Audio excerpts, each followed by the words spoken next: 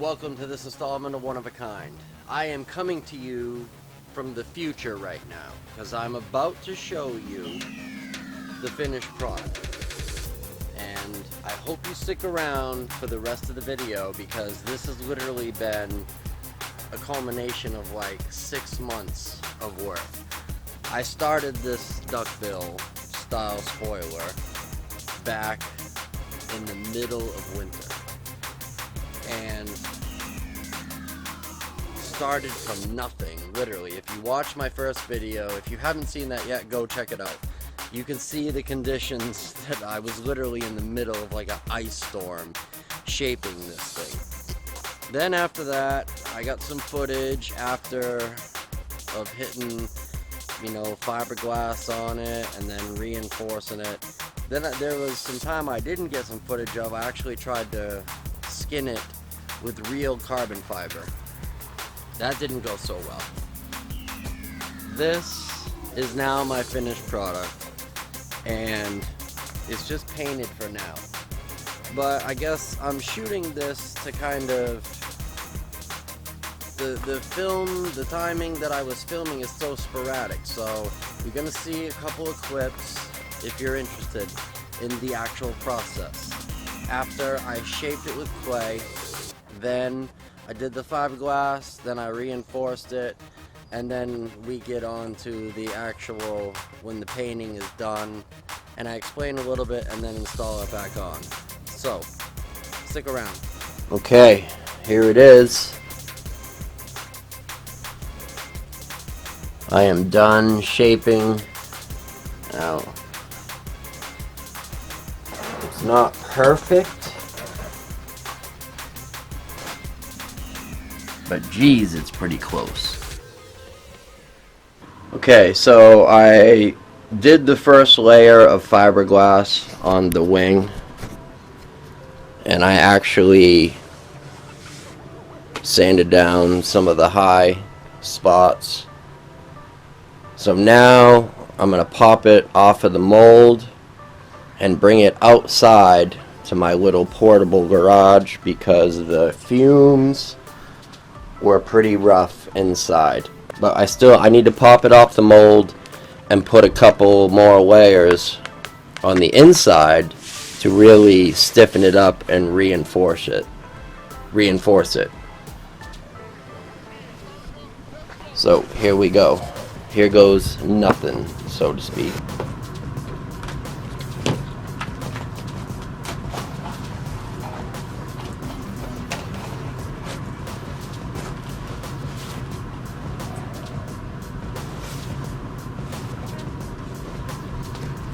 And there we have it.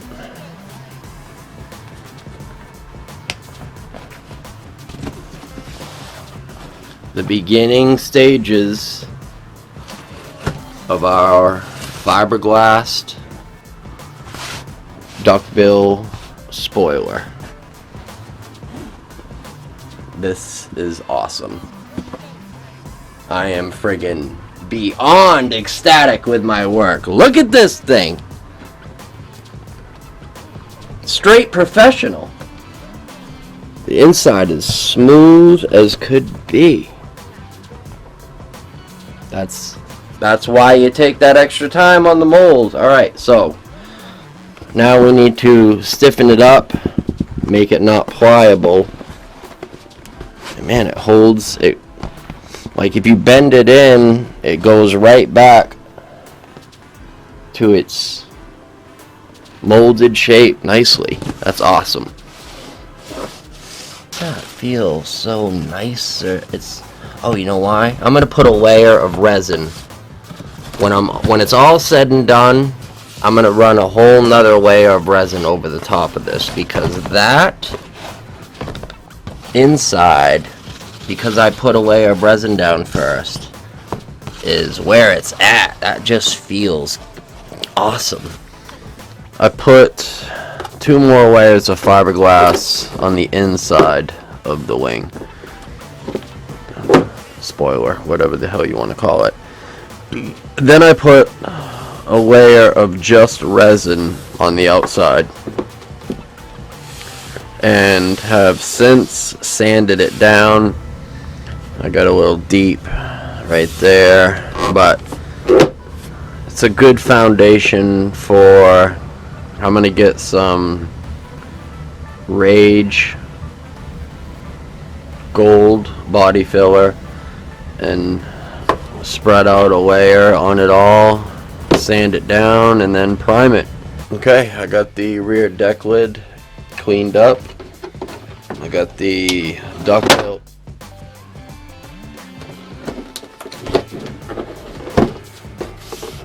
This stuff's pretty rugged. I got the hatch on, and I gotta say, I just can't stop. It fits awesome. Like, you can pick that. If I could grip it with one hand, it doesn't slide around, like bouncing around inside of the hatch. I mean, it is a perfect snug fit. So now I gotta go around the back side and trim, like along that line, all of the excess off all the way around, and we should be able to see how it sets even nicer. Okay, so I sanded it all down with 180, and I used the DA sander, and use the DA after 80 grit, especially if you do the 80 by hand. Gets rid of all those cut scratches that it puts in it. And then I sprayed it with just a guide coat to show and tell me how everything is looking. And aside from the like around here, I need to get some glazing putty.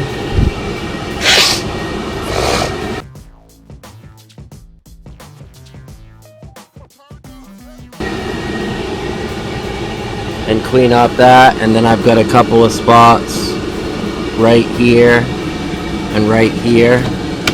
I cleaned up that mounding part so that the weather stripping will glide along it nicely now. Back side of it looks really good. So I'm going to hit this guide coat one more time with the 180. Then tomorrow I'm going to get some glazing putty, run that in the little divot spots, sand that down. So here is my, for now, finished product. Now, I still have to wet sand and buff this. At this point, all that's happened is paint and clear coat, and obviously it's not perfect,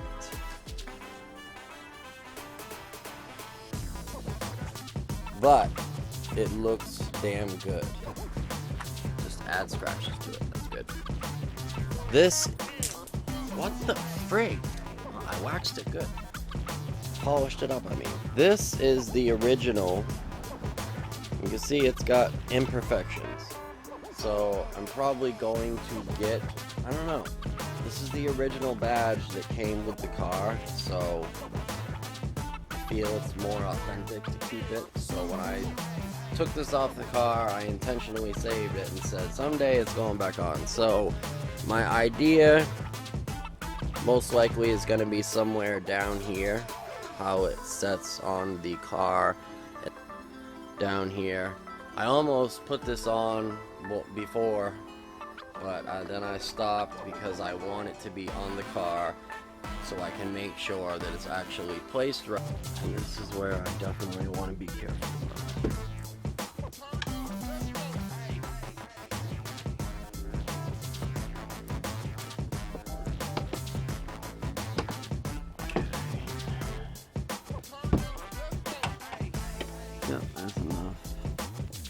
Oh, it's a beautiful sight.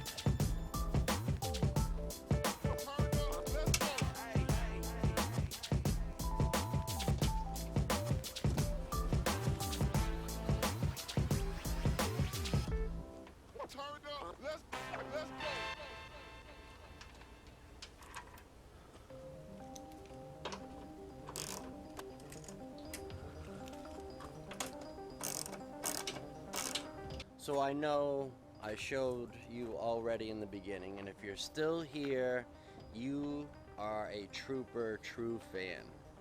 This is the finished product, and it's got the OEM paint.